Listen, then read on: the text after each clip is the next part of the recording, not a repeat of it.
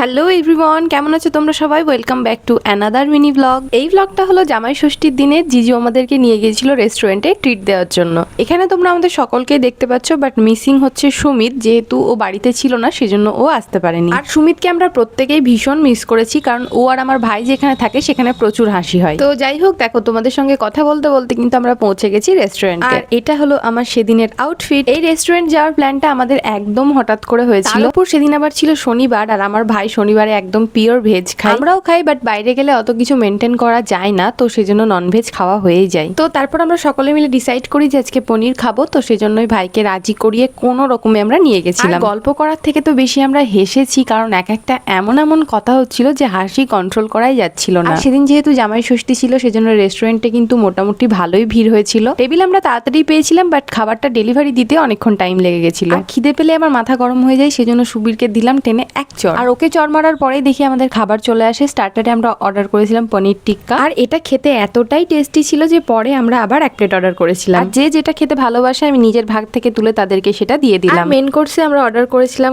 কুলচা, আর তার সঙ্গে পনির বাটার মশলা আর কড়াই পানির। এই রেস্টুরেন্টে খেতে গেলে তোমরা আমাদেরকে কুলচা খেতেই দেখবে, কারণ এখানকার কুলচাটা সব থেকে বেস্ট করে। এতটাই টেস্টি বানায় যে রেস্টুরেন্টে যাওয়ার আগে থেকে আমরা প্ল্যান করে নিই যে ওখানে গেলে আমরা কুলচাই খাবো। তো এরকম ভাবেই হাসি মজা করতে করতে সেই দিনটা আমাদের খুব ভালো কেটেছে। সুমিত, তোকে আমরা সত্যি ভীষণ মিস করেছি, তুই থাকলে মজাটা আরো দ্বিগুণ হতো। তো চলো আজকের মতো এই পর্যন্তই। সকলে সুস্থ থেকো, ভালো থেকো। তোমাদের সঙ্গে দেখা হচ্ছে নেক্সট মিনি ব্লগে।